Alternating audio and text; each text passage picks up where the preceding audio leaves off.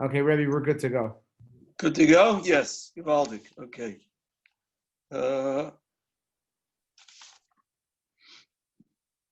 Okay. Gentlemen, I wanted to speak a little bit about Shavous. Now, one of the biggest problems I have with Shavous is that every time I have a Shavous, I really want to be Makabel the Torah really good, and I want to really learn more the next year. Like they say that Shavous is the Yom HaDin for the Torah. And somehow, even though you want to do things, but it's very, very hard to stick to the commitments. So I'd like to try a little bit, like some of my experience, what I've done that's helped me. And Mitzvah Shem, I don't know, I hope if it can help you guys, so that'd be great. There's a very, very interesting Hagois Ashri. It's a notes that were written on the Rosh. It's all over the Rosh in the back of the Gemara. And he writes notes on the Rosh. So now in Elu Metzias, which talks about when you find something, when you have to give it back, when you don't have to give it back. So the Hagois Ashri writes a fascinating story that happened. He said there was a Jew who bought a chunk of metal. It was, I think, tin. And he bought it because he needed, what they do is they would melt it down, and then they would use it for sealing their roofs so it shouldn't rain in. And they would cover their roofs with this tin. So he bought a big chunk of this tin, and he brought it home. He was going to fix his roof. And then he decided, you know what? I don't really have time to do it now. He sold the tin to another Jew. Now, when he sold the tin to the other Jew, the other Jew, I guess, started to use it and started melting it down. And he found, to his great surprise, that the chunk of metal was not tin.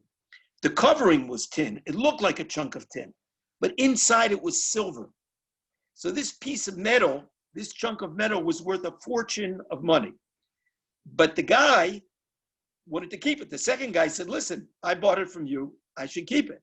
The first guy said, I didn't know there was silver in it. I would have never sold it. So they went to Reb Eliezer Mimitz, who was from the big Rishonim, then a big person, and they took them there Din Torah.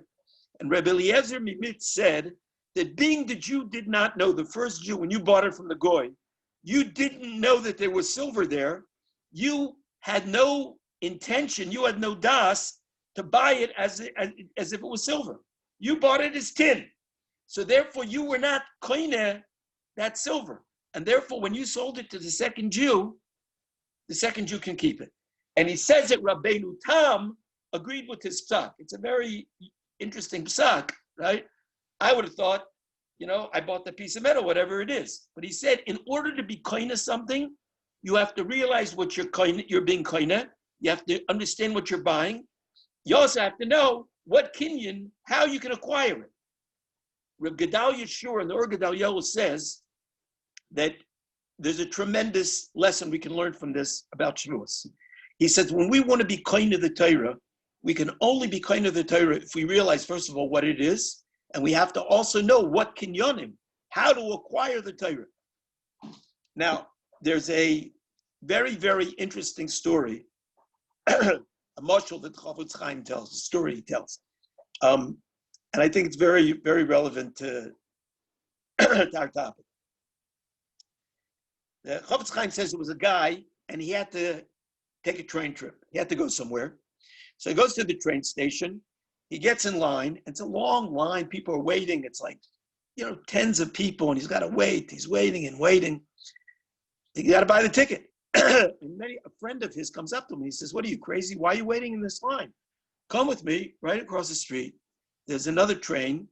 And then the train, first of all, is a much better train because it's a brand new train. It's a better company that runs the train. And there's no line. And you get on the train over there. What do you need to stand in line with all these people? The guy says, it sounds great, wonderful. Why not? So he goes with them. They go over to the other train station, the other company. He goes, he sees there's no line. It's great, right? He goes up, he gives him his money. He gets on the train, gorgeous, gorgeous train, really nice, right? The bathrooms, there's a restaurant on the train. The seats are better than the other train. He's like, you saved me, buddy. This is great. And he sits down, He relaxes, and the train starts traveling, and it's traveling and traveling, and he like looks out the window, and he like doesn't recognize the scenery. He's gone on this trip before many times, but he doesn't recognize the places that he's going to, and he's passing all these different places. So after a while, he's like, "Listen, when are we getting to the town that I need to get to?" He tells him, "I got to get to, this specific town. When are we going to get there?" He asked, one of the conductor on the train. The guy goes, "What, are you crazy?" He says, "We're not going there. We're going the opposite direction." So it was a gewaldige train. The train was a great train. It was a smooth ride, and everything was great. The only problem is that train is not going where you got to get to. That train is going in the exact opposite direction. We, many times in life, we get on trains. And once you get on a nice train, it's very hard to stop that train, and it's very, very hard to get off the train. But the train could be taking us in the exact opposite direction that we want to go to. I just want to tell you some personal experience that I had, okay? Let me first tell you a beautiful pshat in the Rambam, then I'll tell you the Maisa with me. The Rambam, this is one of my favorite Rambams. The Rambam talks about that we all have free choice. The Rambam is in Hilchos Tshuva, the 5th Perek Hey, the first halach in Perek Hey.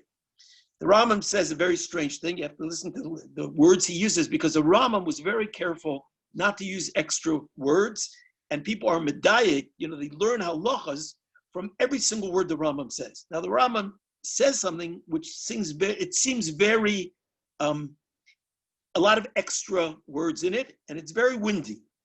He goes, Rishus kol odom nesuna loy. Every single person has the permission and ability, has the right. Im rotza lahatais atzmo l'derech tova. If you want, you can put yourself on a good path. V'liyas tzaddik, and to become a tzaddik. How rishus biyodai? You can do it. The im rotza lahatais atzmo l'derech ra. If a person wants to put himself on a bad path, uliyas rasha, and to be a wicked person, you can do it. Now, what the concept he's telling us here is that everybody has free choice. You can choose to be good, you can choose to be bad. So if I had written the Rambam, I'd have written it much shorter. I would have just said, Rishus kol adam, liyais tzaddik, or liyais rasha. That's the whole point is you can choose to be a tzaddik or to be a rasha. What is this whole thing? Rishus kol adam nesuna lo. If you want to tilt yourself onto a good way and be a tzaddik, or you want to tilt yourself onto a bad way and to be a Russian. I believe that what the Rambam is saying, he's saying an unbelievably important lesson in life. We think that we have free choice. We can always choose what I want to do. I'm a free man. I can decide if I'm going to do this or I'm not going to do this. But the Rambam is telling us that that's not so true. You do have free choice, but your free choice is not always to choose, am I going to do this or not? Your choice is at the beginning of the derech. You have a choice to put yourself in a good path, and then you will be a tzaddik. Or you can put yourself in a bad path, and you will be a rasha. I used to always tell the guys in Neve, there were guys who were trying to, they had girlfriends, and they wanted to be shomer negiyah, right? So I would tell them, listen, you want to be shomer negiyah, right? So you gotta make like a really serious, decision. I said, but you gotta be smart, okay? So the guy's like, okay, I'm gonna be shomer negiyah, fine. So he calls up his girlfriend and he tells her, listen, I'm getting into things, and I really think that we should be shomer negiyah, right? So if his girlfriend is not holding where he's holding, she's not so into it. So she's like, I don't think it's such a good idea. He's like, look, no, I really want to do it. I really want to do it. Fine. The next day, he gets a phone call again. Girlfriend calls up and she says, listen, I really miss you. I love you so much. And I really have to speak to you. Could you, let's just meet. I just want to discuss it, right? So the Neve guy says, look, I want to be shomer negiyah. And she's like, yeah, of course. Well, give me shomer negiyah, but I really have to speak to you. Please, I just want to speak to you. And the guy gets on the bus, goes into town to meet her, and they go for a walk. And they go to the same park where they always went, right? And the girl's like, look, I really love you and I really miss you and blah, blah, blah. And she's dressed really nice and she smells really nice. When you're in that park with that girl already, you have almost zero chance not to do something wrong. When do you have a chance not to do something wrong? When you're on the phone with her and she's telling you, let's get together. So you tell her, listen, I just can't do it.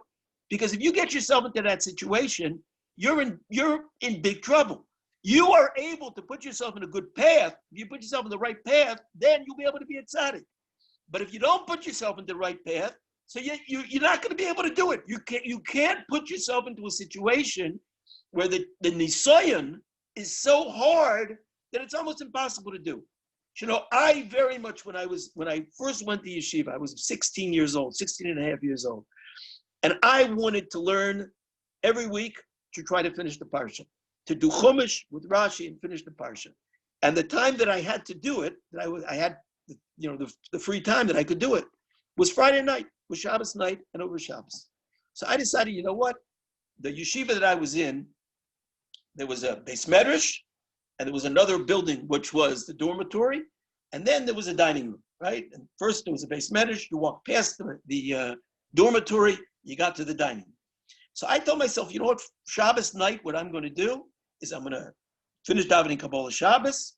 I'm going to go eat the Suda Shabbos, and then I'm going to walk back to the beis medrash, and I'm going to learn, and I'm going to try to do the parsha. That was my plan. The first Shabbos, I'm gung-ho. I got my new chumash. I'm all psyched up. I'm pumped. I go daven Kabbalah Shabbos, daven Marav, walk to the dining room, walk past the dorm, go to the dining room, have a nice Suda Shabbos, finish the Suda Shabbos. I go, listen, guys, I'm going to learn now the parsha. I walk back past the dormitory. When I get to the door of the dormitory, so some of the guys go, hey, listen, you know, we're going up to the room to get a little bit of nosh. Why don't you come up? You know, you can come up and you know, have some cake, have a little bit of soda. I'm like, listen, I really got to go learn the parsha. They're like, yeah, no, don't worry, man, no problem. You go learn the parsha. Fine. So I figure, great, I'll have more koyach, you know, more energy. I'll go up. I go up to the room. We sit down. We have a little bit of cake. Maybe drink a l'chaim or two. Drink some soda. Schmooze some more. Have some more cake. Before I know it, it's 12 o'clock at night. It's 12:30. I blew the whole night. Okay, next week, it's going to be better. Next week, same thing, right? I daven, go eat my Suda, walk past the dorm. I had a nice time in the dorm the last Friday night. So Baruch Hashem, right? I walk past the dormitory again. The guys are like, hey, you know, you want something to eat? I'm like, I gotta go to the beis medrash. Oh, yeah, no problem. Don't worry. You go right to the beis medrash. Same exact thing happens. I go up to the room, have some cake, soda. Crazy. I couldn't, once I got into that room, I couldn't get out. The third Shabbos, I decided, you know what? The Yetzer Hara, every single week he lies to me. I'm going to lie to him. I got to the door of the dormitory. I got to the entrance to the dormitory. And again, you know, you want to go and get some cake. You want to go chill a little bit. I said, you know what? I'm coming. I'll be there. I'm just going first to the beis medrash for 5 minutes. I'm just going to learn a little bit of chumash, and I'm coming right back. And I went, and that way I was able to get to the beis medrash. I went to the beis medrash. I sat down. I learned 5 minutes. I learned 10 minutes. I did a pasuk. I said, you know what? Let me do another pasuk. And then I did another pasuk. And then I said, you know what? Yetzer Hara, I'm coming. I'll be there. I'm coming. Another 10 minutes. And I, Bli Ayin Hara, that is the reason why today, every week, Bli Ayin Hara, I learned the parsha with Rashi. And I've been doing it since then. Because if I let myself go upstairs and get into that situation, if I had gotten on that train, so then it's so hard to get off of that train. The only way we're going to be able to do things and change is if we are smart and we fight with our Yetzer Hara and we outsmart our Yetzer Hara. And we realize these are the things that drag me away from doing what I really, really want to do. Then we can get the things done. But we got to sit down and think and realize, you know what? I want to do this. I really want to do this. but I get dragged out of it because of all kinds of crazy things. We got to work out a plan how to get around those things. So I just had to get to the base medrash for 5 minutes. Once I got to the base medrash for 5 minutes, I was able to stay. But if I had gone into that room, I would have gotten clobbered again. That is the pshat in this Rambam. You can tilt yourself onto a good way, and then mimela you will become a tzaddik. Rabbi said there's a beautiful, beautiful Mishnah in Pirkei Avos, which Mamish loved it. I heard this pshat in Pirkei Avos when I was, I think, about 16, 17 years old, and the mashgiach who said it over was not a very good speaker, but the word is such a true word that I still Mamish like remember it like yesterday. In the last parak of Pirkei Avos, in Parak Vov, in Mishnah Tes, there's a Tana by the name of Rabbi Yossi ben Kisma. Right? He says like this: Pam achas hayisi mahalich baderech. I was once walking on the road. Upoga bi odom echad, and a man met me. V'nosan li shalom. He gave me a shalom aleichem. V'echzarti lo shalom. I gave him a shalom aleichem back. Omar li, he said to me, Rebbe, me'eza makomato, where do you come from? Amarti lo, me'ir gedoyla, I come from a big city. Shel chachomim v'shel soifrim, of scholars and of scribes. Me'ir gedoyla shel chachomim v'shel soifrim. I'm from a city of great scholars. Omar li, he says to me, Rebbe, ritzoincha shetodor imanu bimkamenu. Listen, we're looking for a Rav just like you. You look like you'd be a really great rabbi. We would love you to come and live in our city. Yeah. You know, Rabbi, we are a very, very wealthy town. And we will pay you thousands of gold coins. We will make you a rich man. You'll be the Rav. We love our Rav. We're going to respect you. And we'll pay you a really good salary. Ba'avonim toivim. Toivos or magolios, precious stones, right? Diamonds. Come and be our rabbi. So what would you do? What would I have done? I would have checked out the city. Is it a nice place? You know, are they nice people? If it was a good offer, you know, it sounds like a great offer, right? You can be a Rav. They obviously really want a Rav. They want me to come. I can probably, you know, have a big ashpah in this place. Why not? I would run. Amarti Loi, Rabbi Yossi ben Kisma says, I told to him, Bini, my son, Ima tanoisinli kol kesev v'zohov v'avonim toivos u'margolio shabaylam. If you would give me all the money in the world, all the precious stones in the world, Eini dar ela b'makom Torah. I would only live in a makom Torah, in a place that loves Torah. Now, he says no. He refuses the offer. Rabbi Yossi ben Kisma, why don't you go check the place out and see? Maybe these people love Torah too. Why do you say no right away? David Eliach, the Mashgiach, in Yeshiva Itri, where I learned, he said, do you know why Rabbi Yossi ben Kisma ran away right away? Because if these people really, really love Torah and were worried about Torah, they would have told Rabbi Yossi ben Kisma, come. You know why we want you? Because we love Torah. And we're going to build for you a yeshiva. And we're going to have shuls for you, right? We want you to come because they would offer him what's precious to them. But these people didn't offer, we have beautiful shuls, we have beautiful yeshivas. You'll say shiurim. They offered him money. They offered him kesef and zov, because that is what was important to them. Rabbi say, if we want to be able to grow in Torah, we have to connect ourselves with people and with places that Torah is important to. And if we want our kids to be matzliach in Torah, they have to see that the Torah is important to us. Rabbi Yossi ben Kisma saw right away, of course they want to Rav. Yes, they'll do something. But what do they really, really love? When they come and they try to convince me to come, what are they offering me? They offer me what they think is the most precious thing, which is the money. If they had offered me, we want to learn, Rebbe, we have such a chesed to learn, please teach us Torah, please come, then Rabbi Yossi ben Kisma might have gone. We have to connect, Rabbi Sai, to places like that. If we want to be matzliach in Torah, if we want this Shavous really to be different than every other Shavous, we have to connect ourselves with places and with people who are going to help us shine, help us grow, help us become better, who are focused on the things that are really, really important to us. And we need to make a real plan how to do it. We got to be smart with our Yetzer Hara. We got to understand and really sit down.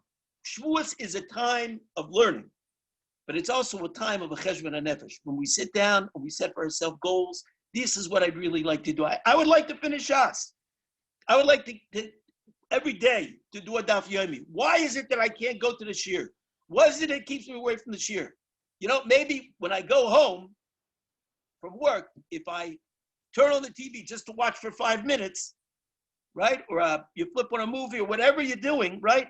For only 5 minutes. And then after 2.5 hours, you're like, whoa, gee, whoa. So then I got to remember, you know what? Let me go learn. I'll go to the kollel or to the yeshiva or to the beis medrash or to the shul. I have a chavrusa there, and we're all each going to pull each other in. And I'll learn for half an hour, and then I'll come and watch a movie. You know what? I'll watch your movie. Yetzer Hara, I'm willing to make a deal with you. You want me to watch the movie? I'll watch the movie. But give me just a couple minutes. I'm just going to the beis medrash, and then I'll come back. We got to really do a cheshbon hanefesh, really stop and think, how can I outsmart the Yetzer Hara that's dragging me away? How can I set up a situation for me to learn? Sure, this Corona business for me was unbelievable. I used to learn in the living room. I would sit in the living room. I have all my svarim there. You know, it's very convenient. When I would learn at home, I would learn in the living room. But you know, when you learn in the living room, this one comes in, that person comes in, there's a phone call. During Corona, everybody was stuck at home. So I took a room and I set myself up where I am right now, sitting here. I brought in some svarim. I closed the door and I learned 10 times better than I did out in the living room. I walk out, I need a sefer. I walk out, I get the sefer. But you set aside for yourself a place in your house where you can sit down and learn. You set aside and you make a chavrusa so that if you don't come, he'll call you. He doesn't come, you'll call him. We'll be machazik each other. That's the only way we're going to be matzliach. Boys, I want to tell you, I saw a beautiful story. It's a mili dikusa from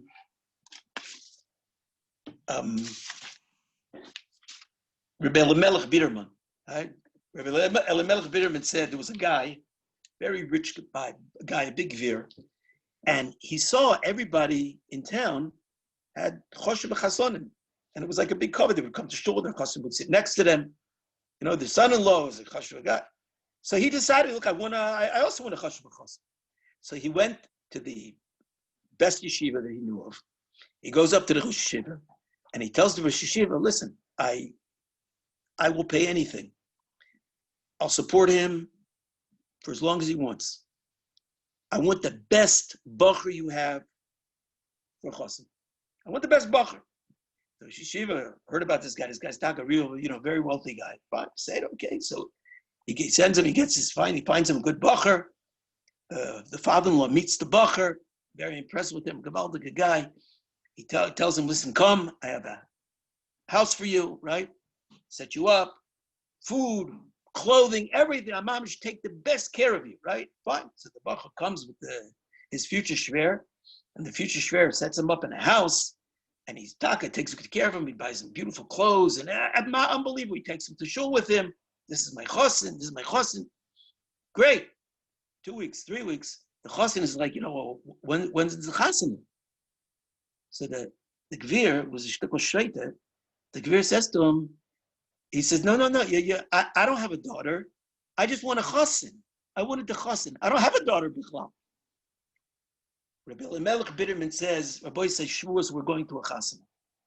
We're going to a chassan with a Kadosh Baruch Hu, with the Torah, right? The Kala, right, is the Torah. He says we go and we prepare for the chasana. We have got the blintzes, we got the cheesecake, we got our beautiful yontif clothes. We're all set. We got the fleshik, everything. We're ready for the chasana. But don't forget to bring the kala, the Torah, to hook up with the Torah, to hook up with the Kadosh Baruch Hu. That's the kala. That's what we got to get on the Shavuos. Mit Hashem Rabbi Isai, we will get on a train but it's going to be a train going in the right direction. And once we get on that train and that train starts moving, and we realize how to stay away, not to get off, it stops in places where we don't want to get off. Mirz Hashem, we will be zeicha to make an emes a kinyan atayr. And we will be zeicha to a gewaldige Shavous and a gewaldige Kabbalas atayr. You should have a gewaldige yontif for my side. Take care. Man, shkoyach, Rebbe. Oh, man, thank you. Shkoyach, Rav. Rabbi Falk, thank you very much. Let me see who's here. I didn't even see who's here. Hold on. Let me see. Whoa. Very nice. Shalom Aleichem. Aleichem Shalom. How you guys doing? How about Kuzari Shia once or twice a week? What is that? Kuzari? Oh. I need college credits. I hear you. Baruch Hashem. The way I heard it, you guys, you're mechaz. You guys have no idea how much you're mechazik the Rebbeim. The Baruch Hashem, we get the, when people were saying shiurim in the Bay, so I don't know if guys were listening or not. But Baruch Hashem, you say now and everybody's listening. It's crazy. I'm not used to this. Baruch Hashem, well, it's beautiful. Somebody told us there would be refreshments at the Zoom share, so we showed up. You know what? You're supposed to bring them. Why didn't you bring them? Bring your own. Right. Bring your own you need beer. someone to sponsor them.